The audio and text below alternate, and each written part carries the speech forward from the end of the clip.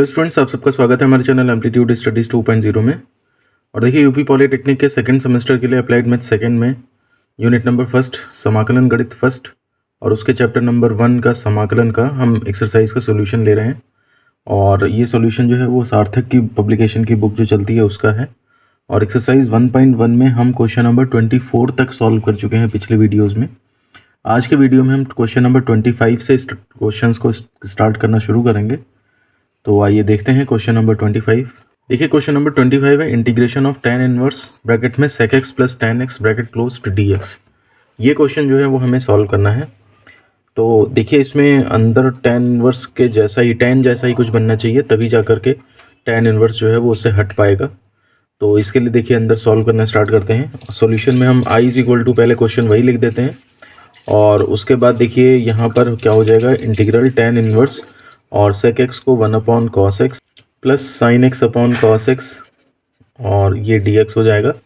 इसके बाद देखिए यहाँ पे इंटीग्रल tan इनवर्स और cos x जो है वो एलसीएम हो जाएगा, तो 1 प्लस sin x ये बन जाएगा ब्रैकेट क्लोज्ड dx।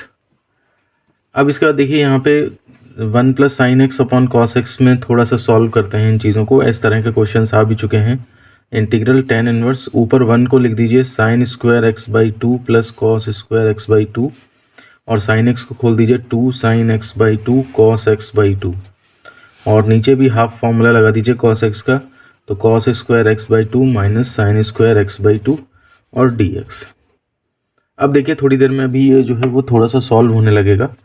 अभी हम क्या करते हैं, इंटीग्रल tan इनवर्स और अंदर देखिए यहाँ पे ऊपर हम यहाँ पे लिख सकते हैं sin x/2 and plus cos x/2 का होल स्क्वायर और नीचे जो है फॉर्मूला लगा दें अगर हम a² माइनस b² का, तो ये हो जाएगा cos x/2 plus sin x/2 और हो जाएगा cos x/2 minus sin x/2 और ये dx एज इट इज़ चल रहा है।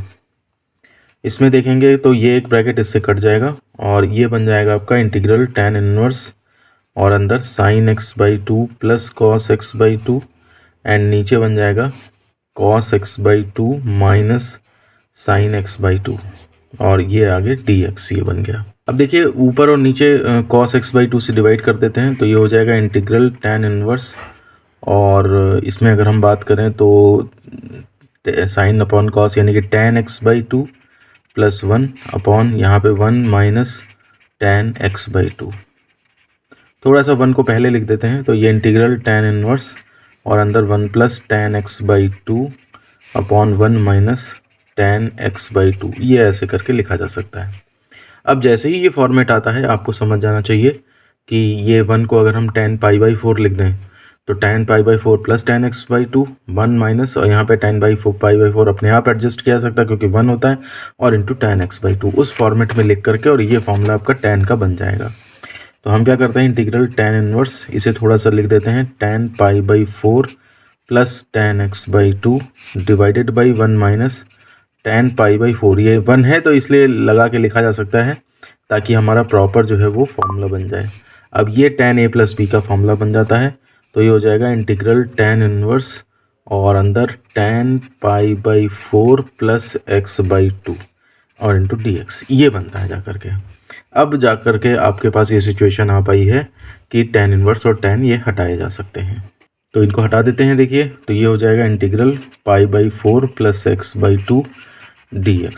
सेपरेट करके इंटीग्रल कर देते हैं, तो π/4 तो कांस्टेंट है तो पूरा इंटू x आ जाएगा प्लस 1/2 और x का कितना हो जाएगा x²/2 and plus constant of integration c हो जाएगा।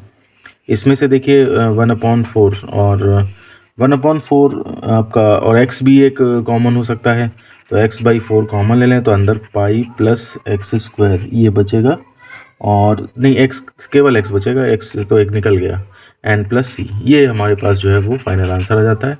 और इस तरह से क्वेश्चन नंबर 25 कंप्लीट हो जाता है। तो नो डाउट थोड़ा सा लेंथी था लेकिन ये आराम से हो जाएगा। इसका तरीका ध्यान रखेंगे आप तो ये आराम से पेपर में सॉल्व कर पाएंगे। आइए चलते हैं क्वेश्चन नंबर 26 पे और ये क्वेश्चन है integration of e⁻6 log x minus e⁻5 log x e⁻4 log x minus e⁻3 log x dx। तो देखिए लॉग की एक बेसिक सी प्रॉपर्टी होती है कि लॉग के आगे जो कांस्टेंट होता है या कोई भी चीज़ है वो इधर पावर में चली जाती है। तो यहाँ पर देखिए क्वेश्चन देखने में तो बहुत वैसा लग रहा है, लेकिन जब आप सॉल्व करेंगे और थोड़ा सा इसको देखेंगे कि 6 ये एक्स की पावर में जा सकता है, 5 ये एक्स की पावर में जा सकता है, और ई लॉग फिर जो बचेगा वो 1 होता है, तो ये क्वेश्चन बहुत ही सिंपल हो जाएगा। देखिए हम स्टार्ट करते हैं i इज इक्वल टू, और फिर इसमें देखिए क्या कर देते हैं, हम इंटीग्रेशन किया हमने और ई टू द पावर और log x to the power 6 कर देते हैं, बेस ई चल रहा है, minus e to the power log x to the power 5 हो गया, और divide by e to the power log x to the power 4 हो गया, minus e to the power log x to the power 3 हो गया, and dx। अब ये जो ई लॉग हैं ये सब जो हैं वो 1 हो जाएंगे, तो ये integral x to the power 6 minus x to the power 5 upon x to the power 4 minus x to the power 3, इतना ये बचेगा जा करके। अब इसमें देखिए ऊपर वाले में से x to the power 5 common, तो ये x माइनस 1 बचा, और x to the power 3 common, तो ये x माइनस 1 बचा, dx, ये पूरे ब्रैकेट कट जाएंगे, यहाँ से केवल x स्क्वायर बचेगा, और एक्स स्क्वायर डी एक्स का integration x cube by 3 and plus constant of integration c आ जाएगा, और यही हमारा फाइनल आंसर हो जाता है। तो जिसको लॉग की प्रॉपर्टी पता है वो लॉग की प्रॉपर्टी का यूज़ करके इसे 1 मिनट में सॉल्व कर सकता है, अदरवाइज़ नहीं तो आप अगर इसे देख करके डर गए तो फिर ये क्वेश्चन कभी भी सॉल्व नहीं हो पाएगा। तो इस तरह से हमारा क्वेश्चन नंबर 26 कंप्लीट हो जाता है। आइए चलते हैं हम नेक्स्ट क्वेश्चन पर। आइए चलते हैं क्वेश्चन नंबर 27 के फर्स्ट पार्ट पे, और क्वेश्चन है हमारे पास integral e to the power x a to the power x dx, इसे सॉल्व करना है। तो देखिए वैसे देखने में तो लग रहा है पता नहीं मल्टीप्लाई में है, तो आगे चल के एक इंटीग्रेशन बाय पार्ट्स पढ़ेंगे शायद वो लगे इसमें, लेकिन ऐसा नहीं है इसके अंदर। आप यहाँ पे देखिए सॉल्यूशन में i इज इक्वल टू और क्वेश्चन लिख लेंगे, उसके बाद नेक्स्ट लाइन में आप ये कर सकते हैं कि ये पावर सेम है तो एक साथ उठा करके लिख सकते हैं, तो e a to the power x इसको लिखा जा सकता है, और थोड़ा सा a को पहले लिख लें तो ये integral a e to the power x हो जाएगा और dx। और ये देखिए अब हमें एक फॉर्मूला पता है a to the power x dx का इंटीग्रल, तो ये आपका हो जाता है a to the power x और अपॉन log a, तो ये आपका इंटीग्रेशन हो जाता है। तो ये फॉर्मूले का यूज़ अगर हम यहाँ पे कर दें तो देखिए बस पावर में के अंदर a की जगह पे a ही है, तो उसी तरह से फॉर्मूला लग जाएगा। तो इसका इंटीग्रेशन हो जाएगा a e to the power x divided by log के साथ वही क्वांटिटी आ जाती है and plus constant of integration, ये इतना हो जाएगा। तो ये आपका आंसर हो जाएगा। इसमें ऐसा मत समझिएगा कि x के गुणांक से डिवाइड करना है, कुछ करना है। देखिए पावर x में कोई फ़र्क नहीं है, फॉर्मूला जो है हमारा पावर x में पावर x ही है यहाँ पे, बस जितना अंदर ये कांस्टेंट टर्म होता है इसी के साथ वो पावर लग जाती है और अपॉन लॉग के साथ वही चीज़ आ जाती है। तो उसी के साथ हमने पावर x लगा दी और लॉग के अंदर वही चीज़ हमने रख दिया जो यहाँ अंदर ब्रैकेट में होता है। तो इसी तरह से ये फॉर्मूला लगा करके और ये क्वेश्चन नंबर 27 का फर्स्ट पार्ट हमारा कंप्लीट हो जाता है। आइए अब चलते हैं क्वेश्चन नंबर 27 के सेकंड पार्ट पे, और ये है integration of 3 to the power x plus 5 to the power x upon 7 to the power x dx। देखिए पिछले जैसे क्वेश्चन के ही कंसेप्ट लगने हैं और a to the power x का फॉर्मूला यूज़ होना है। कैसे, अब देखिए थोड़ा सा दिमाग लगाइए, अगर हम इसको सेपरेट कर दें तो ये combined power a to the power x में फॉर्मूला कन्वर्ट हो सकता है। कैसे, देखिए सॉल्यूशन में i इज इक्वल टू पहले क्वेश्चन लिखा, उसके बाद नेक्स्ट लाइन में इंटीग्रेशन में हम क्या करेंगे, 3 to the power x upon 7 to the power x plus 5 to the power x upon 7 to the power x, ये हमने सेपरेट कर दिया यहाँ से, है ना, दोनों के साथ लगा दिया, इंटू dx हो गया, ब्रैकेट लगा दीजिए। अगली लाइन में देखिए इंटीग्रल, अब ये कितना हो जाएगा 3/7 to the power whole power x, अब ये a to the power x जैसा बन गया, सॉल्व हो जाएगा, प्लस ये हो जाएगा 5/7 टू द पावर x और ब्रैकेट एक लगा दीजिए चाहे कर ली, और ये dx। इस तरह से अब जो है वो a to the power x के ये फॉर्मूले जो हैं वो बन चुके हैं। अब देखिए क्या करेंगे, इसमें अलग अलग इनके फॉर्मूले लगा दीजिए, तो ये हो जाएगा इंटीग्रेशन जब करेंगे तो पहले वाले का अलग दूसरा वाले का अलग सेपरेट हो जाएगा। तो यहाँ पर देखिए a to the power x का इंटीग्रेशन क्या होगा, तो वही 3/7 टू द पावर x, मतलब a to the power x upon log और a बेस e, तो लॉग 3/7 बेस e, ये इस तरह से आ जाएगा।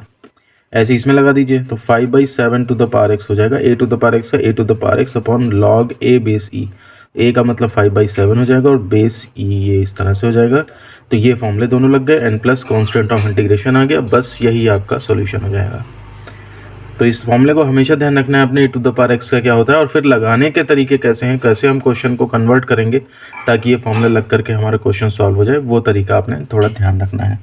तो इस तरह से क्वेश्चन नंबर 27 में 2 पार्ट थे और दोनों ही कंप्लीट हो चुके हैं।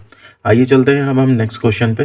आइए चलते हैं क्वेश्चन नंबर 28 पे, और ये है integration of x upon m plus m by x plus x to the power m plus m to the power x dx। देखिए दो ही अक्षर हैं x और m, लेकिन संयोग उनका है इस तरह से कि 4 अलग अलग तरह के फॉर्मूले लगाने पड़ जाएंगे आपको, 4 तरीके से इंटीग्रेशन होगा जा करके। तो ध्यान से देखिए, अच्छा क्वेश्चन है ये, हालांकि बोर्ड में नहीं आया लेकिन आने के पूरे चांस रहते हैं। देखिए सॉल्यूशन में सबसे पहले i इक्वल टू करके इंटीग्रेशन आप पूरा लिख देंगे, और नेक्स्ट लाइन में अब इस पे जो है वो सेपरेट करके आप फॉर्मूला लगाते चले जाएंगे। तो मैं सेपरेट करके एक बार लिख देता हूँ, integral x by m d x plus integral m by x d x plus integral x to the power m d x plus integral m to the power x d x. अब देखिए यहाँ पे क्या हो जाएगा, ये 1/m constant है, बाहर आ जाएगा इंटीग्रल x डी एक्स, तो ये वही x to the power n का फॉर्मूला बन गया।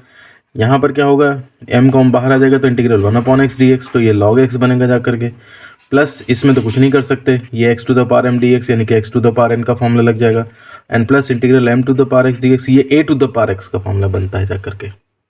ठीक है ना। तो अब इसमें क्या करेंगे, 1/m, x का मतलब x² 2 हो गया, प्लस m इंटू 1/x का मतलब log x हो गया integral, and plus x to the power m का x to the power m plus 1/m plus 1, ये हो गया integral, plus m to the power x का a to the power x का, देखिए a to the power x होता है यानी कि m to the power x लिख दिया, तो m to the power x हो गया upon log a base e, तो log m बेस e, ये इसका इंटीग्रेशन हुआ, and plus constant of integration c लग जाता है। तो इसको थोड़ा सा बस सही करके और लिख दीजिए, तो x² 2m हो गया प्लस m log x हो गया plus x to the power m plus 1/m plus 1 and plus m to the power x upon log m base e और प्लस c, ये हमारे पास फाइनल आंसर आ जाता है। तो इस तरह से क्वेश्चन टफ नहीं था, लेकिन बस ये है कि इन दोनों में तो x to the power n का फॉर्मूला लगा, इसमें 1/x का यानी कि log x लगा, और इसमें a to the power x का लगा। m और x बस वही थे सेम चारों टर्म में, लेकिन इंटीग्रेशन के मामले में देखिए थोड़ा सा डिफरेंट थे। तो इस तरह से क्वेश्चन नंबर 28 जो है वो कंप्लीट हो जाता है हमारा। आइए चलते हैं क्वेश्चन नंबर 29 पे, और यह है यदि f dash x is equal to 3x² minus 2/x³ तथा f1 इज इक्वल टू 0, तो fx का मान बताएं। तो देखिए f डैश x दिया है तो fx कैसे आएगा, इंटीग्रेशन करके आएगा, वो तो ठीक है, लेकिन ये f1 इक्वल टू 0 क्या दिया हुआ है, तो ये एक्चुअली जब आप इंटीग्रेशन करेंगे तो एक कांस्टेंट ऑफ इंटीग्रेशन आएगा, तो उस कांस्टेंट ऑफ इंटीग्रेशन को निकालने के लिए बाउंड्री कंडीशंस की ज़रूरत पड़ती है। तो ये आपको f1 इक्वल टू 0 ये बाउंड्री कंडीशन दी हुई है, इसकी हेल्प से कांस्टेंट ऑफ इंटीग्रेशन निकलेगा। तो c की वैल्यू निकालने का भी पूरा हिसाब दिया हुआ है। तो देखिए हम कैसे करेंगे। तो सबसे पहले f dash x is equal to 3x² minus 2/x³ दिया है, तो आप fx निकालने के लिए क्या करें, इंटीग्रेट कर दें दोनों तरफ। तो हम यहाँ पर लिखते हैं इंटीग्रेटिंग बोथ साइड, तो ये हो जाएगा integral f dash x dx is equal to integral 3x² minus 2/x³ dx। ये हमने दोनों साइड का इंटीग्रल कर दिया। अब देखिए यहाँ पर क्या होगा, तो f डैश x का इंटीग्रल तो fx हो जाएगा, जो कि हमें चाहिए भी, ठीक है ना, और इज इक्वल टू इधर क्या हो जाएगा, तो 3x² का देखिए x³ 3 हो जाएगा, माइनस 2 और x³ का x टू द पावर -3 ले जाइए ऊपर, और x to the power -3 plus 1 upon -3 plus 1, ये इसका होगा, और plus constant of integration c आ जाएगा। इसमें देखिए 3 जो है वो आपके कैंसिल हो जाएंगे, तो ये बचेगा x³ -2 और अपॉन में भी -2 है तो प्लस हो जाएगा, और ये आपका x to the power -2 upon 2 ऐसे बनेगा प्लस c। तो 2 से 2 भी कैंसिल हो गया, ये आपका x³ plus 1/x² plus c, ये आपका fx बना करके, ये आपका इक्वेशन नंबर फर्स्ट कह सकते हो, तो आप इसे इक्वेशन नंबर सेकंड कह सकते हो। अब देखिए fx तो आ गया, जो क्वेश्चन में पूछ रहा था वो तो आ गया, लेकिन इसके अंदर प्रॉब्लम यही है कि कांस्टेंट ऑफ इंटीग्रेशन बना हुआ है, वो बचा हुआ है, इसको निकालना है। तो इसके लिए कंडीशन देखिए क्या दी है, f1 इक्वल टू 0, यानी कि फंक्शन की वैल्यू x इक्वल टू 1 पे 0 दे रखी है, तो इसकी हेल्प से हम c निकालेंगे। तो देखिए ये मेन चीज़ तो यही आई है, अभी इसमें c की वैल्यू पुट करनी है बस। तो अकॉर्डिंग टू क्वेश्चन हम लिख देते हैं ATQ, मतलब according to question f1 equal to 0 है, तो हैंस यहाँ से f1 देखिए कितना हो जाएगा, तो x की जगह 1 डाल दीजिए, तो 1 का क्यूब प्लस 1/1 का square plus c is equal to 0, तो 1 + 1 + c इक्वल टू 0, यानी कि c की वैल्यू यहाँ से जो आ जाती है वो -2 आ जाती है। अब बस c की वैल्यू आ गई, वो यहाँ सब्स्टिट्यूट कर दीजिए, तो सब्स्टिट्यूटिंग c इन सेकेंड, तो ये आपका फंक्शन की वैल्यू जो है जो निकालना था आपको, तो ये कितना हो जाएगा, x³ प्लस 1/x² ये तो आपका जो है वो थाई और प्लस सी की वैल्यू -2 और डाल दीजिए, ये आपके फंक्शन की वैल्यू आ जाती है। तो इंटीग्रेट करके फंक्शन निकालना था और कांस्टेंट ऑफ इंटीग्रेशन कैसे पता करना था, तो उसके लिए बाउंड्री कंडीशन दी थी, उसका यूज़ करा हमने और इस तरह से हमारा सी निकल आया। सी की वैल्यू वापस इसमें पुट कर दी, जो नहीं पता था बस वही पुट कर दिया और ये हमारे पास फंक्शन की वैल्यू आ जाती है। तो इससे आपको इंटीग्रेशन का प्रॉपर प्रोसीजर समझ में आता है कि कांस्टेंट्स वगैरह ये कैसे निकाले जाते हैं। इनका यूज़ फिजिक्स में ज़्यादा होता है डेरिवेशंस को सॉल्व करने में कहीं कहीं पे, तो वहाँ पे भी आपको इससे हेल्प मिलेगी कि हाँ भाई क्यों ये कर रहे हैं। तो इस तरह से क्वेश्चन नंबर 29 जो है वो कंप्लीट हो जाता है। आइए चलते हैं क्वेश्चन नंबर 30 की ओर। और क्वेश्चन है यदि d/dx of fx is equal to 4x³ minus 3/x to the power 4 तथा f2 इक्वल टू 0 तो fx का मान बताइए। तो ये भी पिछले जैसा ही क्वेश्चन है, d/dx ऑफ fx यानी कि f' ही दिया है आपको और एक बाउंड्री कंडीशन दे दी है, फंक्शन की वैल्यू पूछ रहा है। तो आपका यहाँ पर दिया है d/dx of fx is equal to 4x³ minus 3/x to the power 4 और इसमें फिर से वही करेंगे कि इंटीग्रेटिंग बोथ साइड। तो दोनों साइड इंटीग्रेट करेंगे तो देखिए यहाँ पर कितना हो जाएगा, इंटीग्रल d/dx ऑफ fx और एक इंटीग्रेशन करने की वजह से dx लगाएंगे आप, is equal to integral 4x³ minus 3/x to the power 4 dx। ये आपका बनता है। अब इसमें देखिए ये वही बात ऐसे समझ लीजिए कि dx कैंसिल हो गया है तो सिंपल fx बचा, या डिफरेंशिएशन है और उसको इंटीग्रेट कर रहे हैं तो इसलिए डिफरेंशिएशन इंटीग्रेशन दोनों हट जाएंगे, केवल फंक्शन बचेगा। बहरहाल जो भी है ये fx आ जाएगा यहाँ पे। इधर आप इंटीग्रेट कर देंगे तो 4 और integral x to the power 4/4 हो जाएगा, -3 और x टू द पावर 4 का ऊपर आएगा x to the power -4 + 1 upon -4 + 1 और प्लस कांस्टेंट ऑफ इंटीग्रेशन आ जाएगा। यही चीज़ निकालने के लिए बाउंड्री कंडीशन हमें दी है क्वेश्चन में, ठीक है। अब यहाँ पर क्या हो जाएगा, 4 ये कैंसिल हो जाएगा तो ये x to the power 4 -3 upon -3 ये बना, x to the power -3 plus c, तो माइनस माइनस प्लस हो जाएगा और 3 से 3 कैंसिल हो जाएगा तो ये बन जाएगा x to the power 4 plus 1/x³ और प्लस c। ये आपके fx की वैल्यू बनती है। इसको चाहे फर्स्ट मान लीजिए तो ये आपका जो है वो सेकंड बन गया। अब इसमें c नहीं मालूम है तो उसके लिए बाउंड्री कंडीशन जो है देखिए f2 इक्वल टू 0 ये दी हुई है, तो हम इसी को यूज़ कर लेते हैं अकॉर्डिंग टू क्वेश्चन। मतलब क्वेश्चन के हिसाब से क्या दिया हुआ है कि f2 आपका 0 है, तो f2 कैसे मिलेगा, fx इतना है तो f2 कैसे मिलेगा, तो x की जगह 2 रख दीजिए। तो ये जो है वो हमने 2 रखा तो 2 to the power 4 plus 1/2 to the power 3 plus c equal to 0 आया। 2 टू द पावर 4 ये आपका हुआ 2 दूनी 4 दूनी 8 दूनी 16 plus 1/8 plus c is equal to 0, इतना बनता है जा करके। देखिए यहाँ पे 8 एलसीएम हो जाएगा तो यहाँ से आपका ये 16 128 प्लस 1 और plus c is equal to 0 हो जाएगा। यहाँ से 128 बटे यहाँ से 129/8 plus c is equal to 0 हो जाएगा, यानी कि c की वैल्यू जो है आपकी -129/8 आ जाएगी। बस ये c नहीं पता था, ये c बस वापस वहाँ रख देंगे। तो सब्सटीट्यूटिंग c इन सेकेंड तो हमारा fx इज इक्वल टू हो जाएगा x to the power 4 plus 1/x³ और प्लस c की वैल्यू -129/8। ये आपके पास फाइनल आंसर आ जाता है। बिल्कुल उसी तरह से ये क्वेश्चन था जिस तरह से पिछला क्वेश्चन था और इस तरह से क्वेश्चन नंबर 30 हमारा कंप्लीट हो जाता है। तो आज के वीडियो में हमने क्वेश्चन नंबर 25 से लेकर के 30 तक के क्वेश्चन देख लिए हैं और अभी इसमें क्वेश्चन नंबर 31 में 4 पार्ट, 32 में करीब 11 पार्ट और 33 में जो है लगभग 5 पार्ट हैं।